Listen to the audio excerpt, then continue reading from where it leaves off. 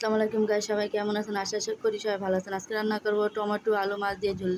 প্রথমে তেলে পেঁয়াজ রসুন কাঁচামরিচ কষিয়ে নেব, তারপর হলুদ মরিচ ধনিয়ার গুঁড়া দিয়ে ধনিয়ার গুঁড়া নিয়ে কষিয়ে নেব। তারপরে দিয়ে দিব হালকা পানি দিয়ে আরও ভালো করে কষিয়ে নেব। তরকারিটা যত কষাবো তরকারির স্বাদটা আরও বেড়ে যাবে। তার জন্য তরকারিটা ভালো করে কষিয়ে নেব। কষানোর পরে দিয়ে দিব আলুগুলা দিয়ে আরও ভালো করে কষিয়ে নেব। যখন আলুটা কষানো হয়ে যাবে তারপরে সাথে দিয়ে দিব টমেটো দিয়ে আরও ভালো করে কষিয়ে নেব। তারপরে দিয়ে দিব ঝোলটা দিয়ে যখন তরকারিটা বলক আসবে তখন মাছগুলা দিয়ে আরও তরকারিটা সিদ্ধ হওয়ার পরে যখন ঝোলটা মাখা মাখা হয়ে যাবে তারপরে মনে করব যে তরকারিটা সিদ্ধ হয়ে গেছে। সিদ্ধ হলে তরকারিটার স্বাদ আরও বাড়ে।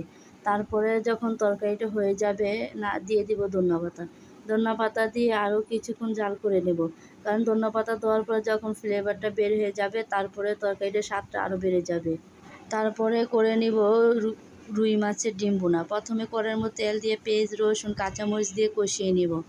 যখন কষানো হয়ে যাবে তারপরে দিয়ে দিব হলুদ মরিচ ধনিয়ার গুঁড়া জিরার গুঁড়া গরম মশলা, এগুলো দিয়ে ভালো করে নেড়ে চেড়ে দিয়ে তারপরে দিয়ে দিব হালকা পানি দিয়ে দেবো। হালকা পানিটা দিয়ে যখন কষানো হয়ে যাবে তারপরে দিয়ে দেবো মাছের ডিমগুলা দিয়ে আরও ভালো করে নেড়েচেড়ে কষিয়ে নিতে হবে।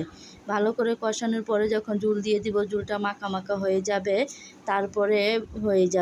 তারপরে দিয়ে দেবো ধনিয়া পাতা দিয়ে তারপরে দিয়ে দেবো জিরার গুঁড়া, কারণ জিরার গুঁড়া দিলে ফ্লেভারটা ভালো আসে আর খেতে মজাও হয়।